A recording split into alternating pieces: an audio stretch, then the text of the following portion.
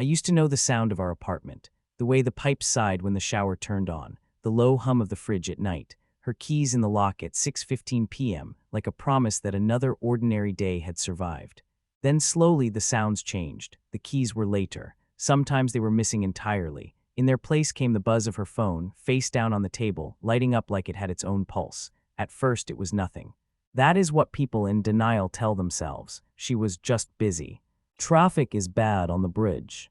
Deadlines are insane this week. We still had dinner together, but the space between us at the table widened. Her plate, half finished, pushed aside so she could answer a message. Mine, untouched, cooling while I watched her eyes leave the room again and again. "Everything okay?" I asked one night, my fork suspended over the mashed potatoes. She blinked as if waking from somewhere far away. Yeah, just work," she said, forcing a small smile. Her fingers tightened around her phone before she flipped it over, screen down. It was not the big things at first. No screaming matches, no dramatic fights, just a soft erosion. She stopped leaving her laptop open, stopped leaving her phone in the kitchen when she showered, stopped telling me about the small, stupid details of her day. Those details had been the glue. Now everything felt like it was quietly coming apart. I remember the first time she came home smelling different. Not perfume, exactly. More like the ghost of cologne, faint, mixed with rain and city air. Her hair was damp, cheeks flushed. "Got caught in the storm," she said, laughing. There was no storm in the forecast. I had checked the weather that morning. I had seen the clear sky through the window. I still kissed her. I still believed her. Belief becomes habit after years of trust. It is hard to break a habit you built your life around. Weeks turned into a slow, quiet ache. She started working late. Some nights she did not bother with explanations at all. Just a quick text, running behind, "Don't wait up, love you." I would stare at the word love glowing on my screen. It felt borrowed.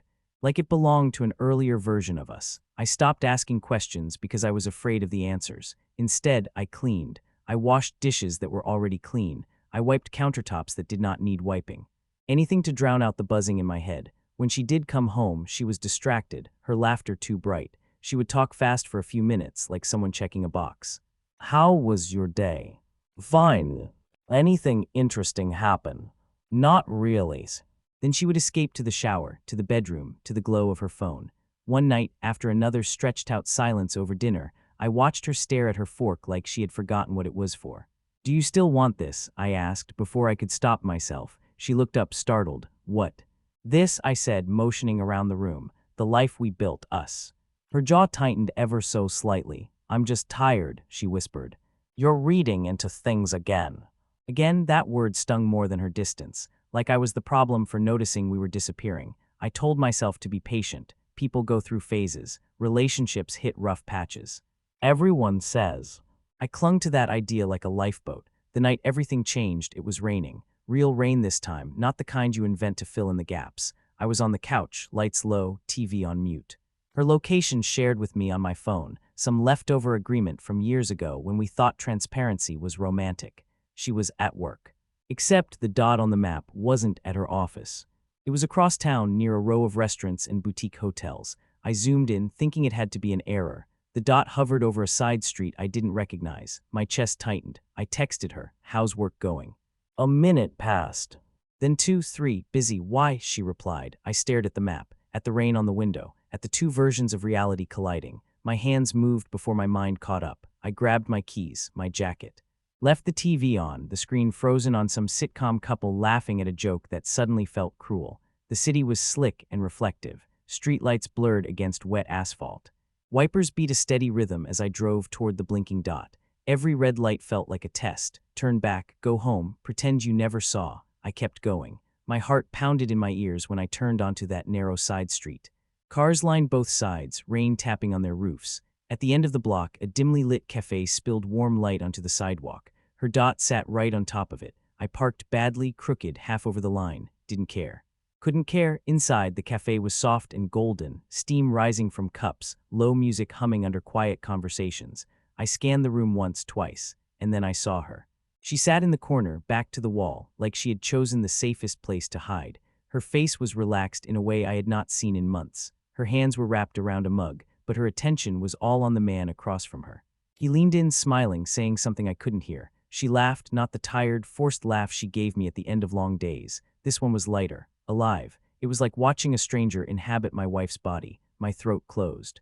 The room tilted, the buzz of conversation blurred into a distant roar. I stood there for a long moment, invisible, soaked from the rain, trying to convince myself this was something else, a colleague, an old friend. Anything but what it so clearly looked like. Then he reached across the table and brushed a strand of hair behind her ear. It was a small gesture, gentle, intimate. She did not pull away. Instead, she covered his hand with hers. My fingers went numb. The keyring slipped from my wet hand and hit the floor with a sharp, metallic clink that cut through the cafe's soft noise. Her head snapped up. Our eyes met across the room. For a split second, the world held its breath. Her smile vanished. Color drained from her face. The man turned to look at me, confusion narrowing his eyes. She whispered my name, once, softly, like a prayer spoken too late. The mug in her hand trembled. A thin line of coffee spilled over the rim and onto the table.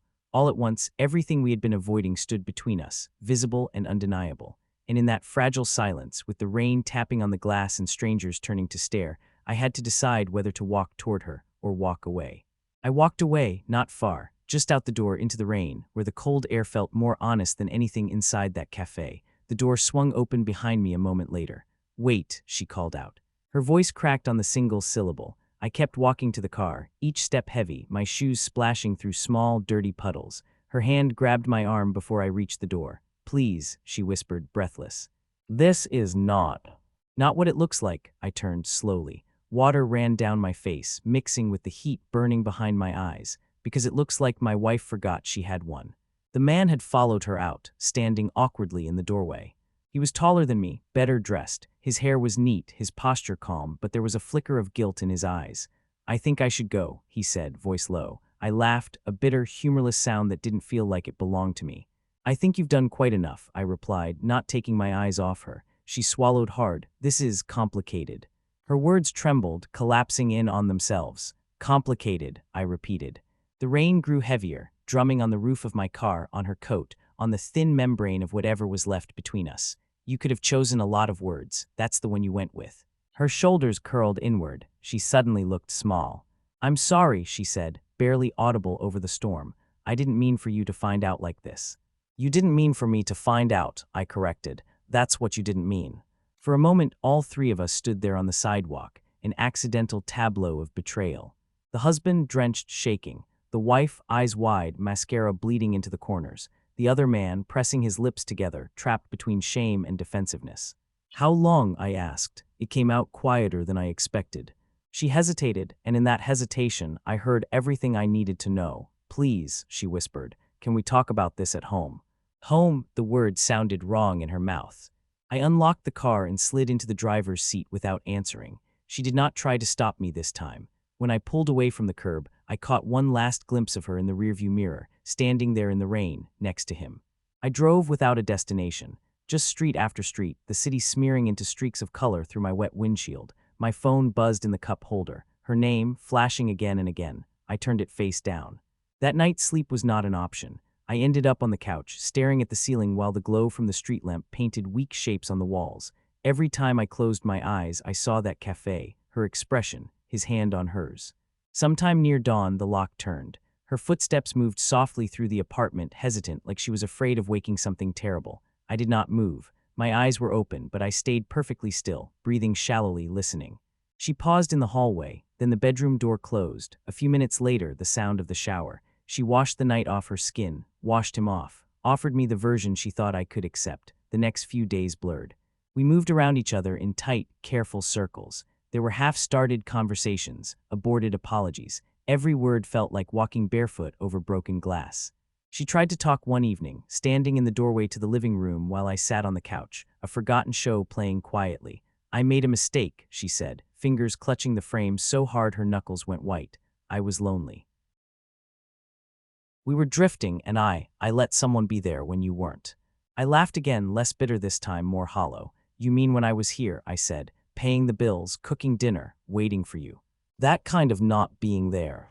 Tears filled her eyes. "You stopped seeing me," she whispered. "You saw the version of me you wanted to see. He saw who I am now." The words stabbed, then twisted. It would have been easier if she had just said she was selfish, or bored, or careless. Instead, she turned it into a mirror, reflecting my own flaws back at me. "Who is he?" I asked. She looked away. "Someone from work." "Does someone from work have a name?" Silence, then, reluctantly, Daniel. The name settled between us like a piece of furniture that did not belong in the room. Big, unavoidable. How long? I asked again, more firmly this time. She exhaled. 8 months, she admitted, wiping under her eyes. It didn't mean to become what it became. It was just texts at first. Talking, feeling understood. 8 months. 8 months of shared jokes I was not part of. 8 months of secrets. 8 months of her heart slowly redrawing its borders. My chest tightened, breath shallow. Did you love him?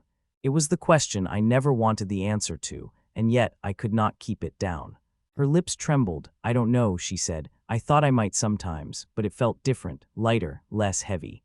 Less heavy than vows, less heavy than years, less heavy than memories of moving boxes and broken chairs and cheap takeout on the first night in this apartment. Grief, I learned, is not just about losing someone. It is about losing the story you told yourself about your life. The days turned into routines built on emptiness. I went to work. I came home. I stared at the door, wondering each time if she would walk through it. Sometimes she did. Sometimes she didn't. Her phone vibrated constantly. Sometimes she silenced it when she noticed my eyes on it. Sometimes she didn't bother. I started noticing small traces of him everywhere. A different brand of coffee in the cupboard that she said she wanted to try. A new playlist on her phone, songs I had never heard her listen to before. A book on the nightstand by an author she claimed had been recommended. The scent of that same cologne clung to her scarf one afternoon when she tossed it on the couch. I picked it up when she left the room, held it to my face, and inhaled. It felt like pressing my tongue into a raw wound. There were messages, too. One night she fell asleep with her phone still in her hand. The screen lit up, unlocking with Face ID. I should have looked away. Instead, my eyes caught the preview of a message at the top. Daniel, miss you already. Tomorrow can't come fast enough. The room spun. I set the phone gently on her nightstand, hands shaking. I did not wake her. Did not scream or throw anything or demand explanations. The rage I had expected never came, not like in movies, not like in the stories people tell.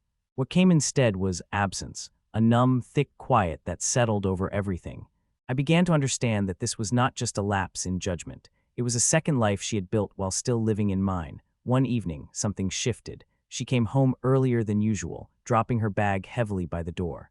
I ended it, she said without preamble. Her voice was flat, eyes swollen. With him, it's over. I studied her face. She looked devastated. That hurt almost as much as the affair itself. Why? I asked. Because you feel guilty. Because it wasn't fair, she replied, sinking into the chair opposite me. To you, to him, to me. I was splitting myself in half. Don't dress it up, I said quietly. You were cheating. On both of us in different ways. She winced. I want to fix this, she whispered. I'll go to therapy. I'll do whatever it takes. I don't want to lose you. For the first time, I believed she meant it. But belief and trust are not the same thing. That night, I lay awake listening to her breathe in the dark, inches away yet 1,000 miles apart. I thought about the man whose name I had learned to hate, somewhere out there nursing his own loss. It was a strange thought that the person who helped break my life was probably hurting too. I realized then that no matter what she did, I would always know the capacity she had to live a double life. To smile at me in the morning and text him, I miss you in the afternoon. A quiet clarity arrived, almost like morning light seeping under a curtain. If I stayed, I would never stop checking her phone in my head. Never stop replaying that cafe in my dreams. Never fully breathe in my own home again. A few days later, over lukewarm coffee at the kitchen table, I said the words out loud. I'm leaving. Her hand jerked, spilling coffee on the table. What? I can't do this, I said. My voice sounded strange to my own ears, steady, almost calm. I can't spend the rest of my life trying to unknow what I know. Tears filled her eyes instantly. No, please, she whispered. We can heal from this. People do. Couples make it through worse. Maybe they do, I said. We're not them. I watched the hope drain from her face. She reached across the table, fingers stretching toward mine. I pulled my hand back before she could touch me. That small movement broke something in her. Her shoulders shook as she began to cry, soundless, breath hitching. For a moment, a part of me wanted to go to her, to hold her like I used to. But there was a line I had crossed in my heart the night I watched her laugh with him, and now there was no way back. I'll start looking for a place tomorrow, I said softly. You can stay here until you figure out what you want to do. She looked up then, eyes red, voice trembling. What I want is you, she said. I chose wrong, I know that now. Please don't let this be the end of our story. Her words hung in the air, heavy and desperate, and for the first time since everything shattered, I had no answer. leaving did not look like a movie. There were no dramatic suitcases dragged down a staircase, no slammed doors echoing down a hallway. Instead, it was cardboard boxes, neatly labeled, clothes folded slowly into duffel bags. A stack of shared photos face down on the kitchen counter, their frames leaving pale rectangles on the wall. I found a small one-bedroom apartment on the other side of the city. It had peeling paint near the windows and a faint smell of old wood and dust, but it was mine. The first night there, I sat on the floor with a cheap mattress still in plastic, surrounded by half-unpacked boxes, eating takeout straight from the container. The silence was different from the silence at home. This one did not accuse me, it just existed. In the beginning, every sound reminded me of her. The click of the neighbor's door closing, a woman laughing in the hallway, the quiet murmur of someone's TV through the thin walls. Each time my heart would jump before my brain caught up. She's not here, I had to remind myself. You chose this. Grief came in waves. Some days I functioned, went to work, answered emails, made small talk with coworkers who had no idea the ground under my life had collapsed. Other days, it felt like trying to breathe underwater. I would wake up with a weight on my chest, a tightness in my throat, and the simple act of getting out of bed felt like climbing a mountain. I stopped looking at her social media. At first, it was a conscious decision. Don't check. Don't ask mutual friends. Don't scroll back through old photos of vacations and birthdays and the time we adopted that plant that died within a week. Then over time, it became less about willpower and more about exhaustion. I just didn't have the energy to keep reopening the same wound. Months passed. The seasons shifted. Rain gave way to long, warm evenings, then back to early darkness and frosted windshields. I bought new dishes, new towels, new habits. I started going for walks at night, hands in pockets, letting the city's glow keep me company.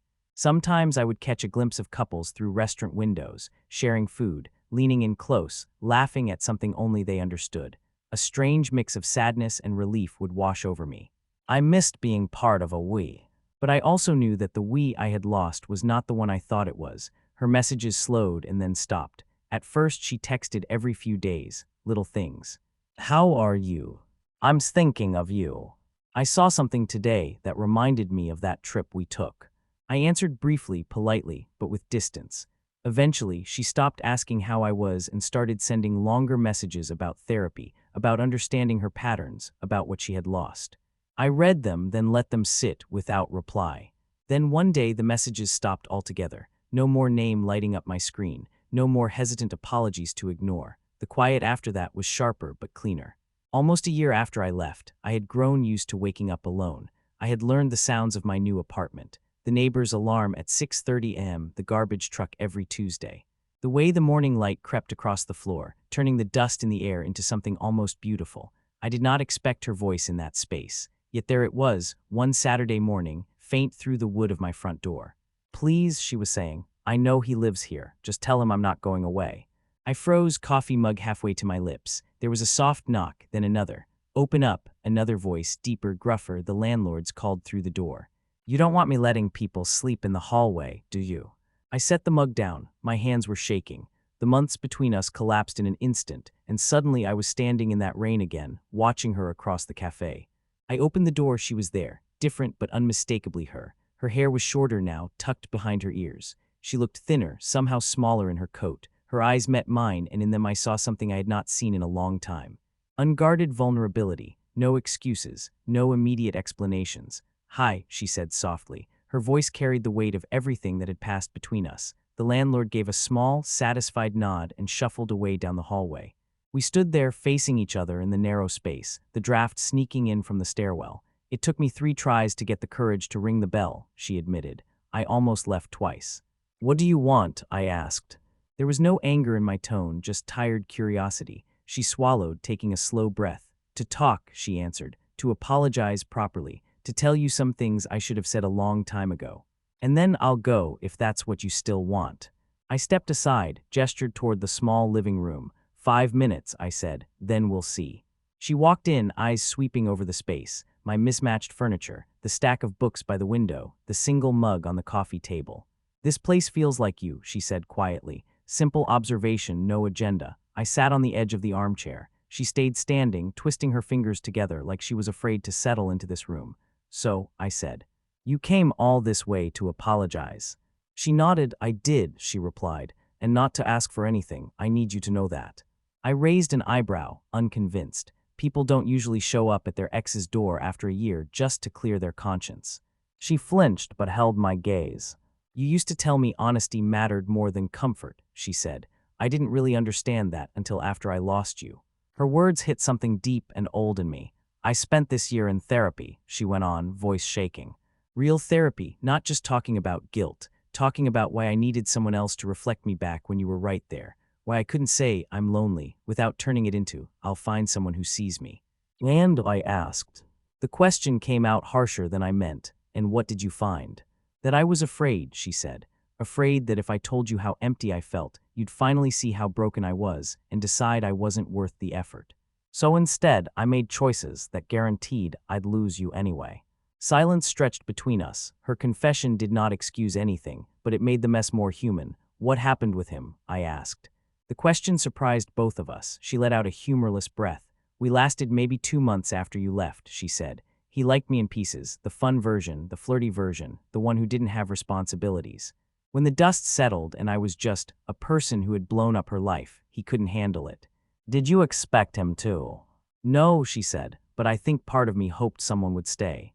That I hadn't made myself completely unlovable. Her voice cracked on that last word. I looked at her standing there, guilt and shame worn into the lines around her eyes, and realized that the woman in front of me was no longer the one who had laughed in that cafe.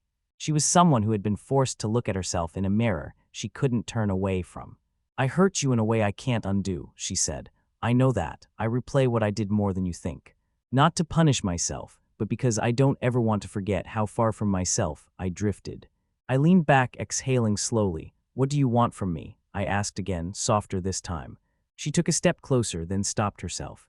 I want you to know I see it now, she said. Not just what I did, but what I lost. You were home, and I walked out without even turning off the lights. A lump formed in my throat. I'm not here to ask you to take me back, she added quickly. I know trust like that doesn't just grow back. I know a year isn't enough to erase 8 months of lies. Outside, a car honked distantly. A siren wailed somewhere in the city. Inside the apartment, the air felt thick with everything unspoken. You said you'd go if that's what I wanted, I said. Why does it feel like there's something else you're not saying? She closed her eyes briefly, then opened them, meeting my gaze with a fragile steadiness.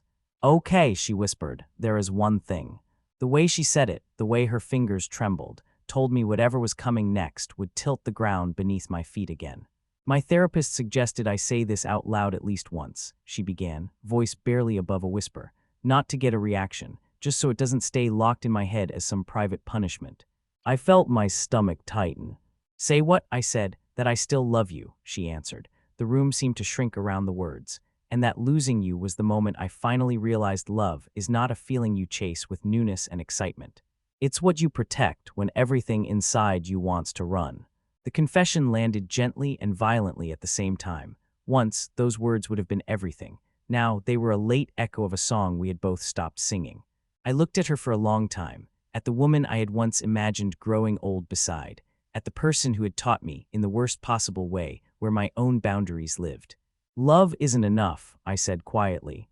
The sentence tasted bitter and honest. Not anymore, not for me. She nodded, tears spilling over but unhidden. I know, she said. That's the part I didn't understand before. I thought feelings could fix anything. Turns out they're the easiest part. A small, tired laugh escaped me. We got it backwards, I said. We guarded our comfort, not our commitment. We sat with that for a moment, the shared ownership of what had cracked long before she stepped into that cafe with him. I'm not asking for a second chance, she repeated. I'm just asking if you can forgive me, not so I can feel better, but so you don't have to carry this weight I put on you forever. Forgiveness, the word had felt like a distant shore all year. Something I might sail toward one day but never dock at. I don't know if I can, I admitted. Not fully, not in the way that pretends it never happened. She shook her head. That's not what I'm asking, she said. Forgiveness doesn't erase. It just stops the wound from being the only story. Morning light had crept further across the floor, painting pale rectangles on the wall. Dust floated in the air between us, golden and slow. Time seemed to stretch. I used to wake up and check your side of the bed, I said, surprising myself with the sudden confession. For months after I left, even in this apartment with this mattress, I would reach out half asleep and feel nothing. And for a second, the emptiness felt like a second betrayal. Her shoulders shook. I'm so sorry, she whispered. I hate that I turned your own bed into a place you had to survive. I leaned forward, elbows on my knees, hands clasped. There's something I realized, somewhere between insomnia and early morning walks, I continued. I thought healing would mean going back to who I was before you cheated, but that person is gone. He loved blindly. He trusted without question. He didn't know what he was capable of surviving. I met her eyes. I don't want to be him again, I said. He didn't know how to set boundaries. He didn't know how to leave when staying meant abandoning himself. Silence settled again, but it felt different this time. Less like a suffocating fog, more like a clearing after a storm. So where does that leave us? She asked. Her voice was small, but there was no pressure in it, just resignation and a fragile hope for clarity. It leaves us, I said slowly, choosing each word. As two people who loved each other, broke each other, and learned who they were in the wreckage. A tear slid down her cheek. That sounds like an ending, she said. It is, I replied, but not the kind I used to fear, not the kind where one of us is the villain and the other is the victim forever. She wiped her face, leaving faint streaks on her skin. I don't want to be the worst thing that ever happened to you, she whispered. You're not, I said. You're the person who forced me to finally see myself, to ask why I stayed silent when I was hurting. Why I mistook endurance for love. Her breath hitched. That's a generous way to reframe what I did, she said. It's not generosity, I answered. It's survival. If I keep holding you only as the villain in my story, I stay stuck in that cafe forever. I don't want to live there. We both smiled then, small, crooked, bittersweet. It was the first time in a long time that sharing a moment with her didn't feel like betraying myself. So, she said, wiping under her eyes again. Can you forgive me?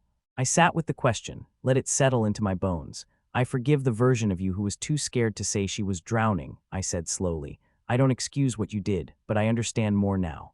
And I don't want to punish you for the rest of your life, or punish myself by carrying this anger like armor.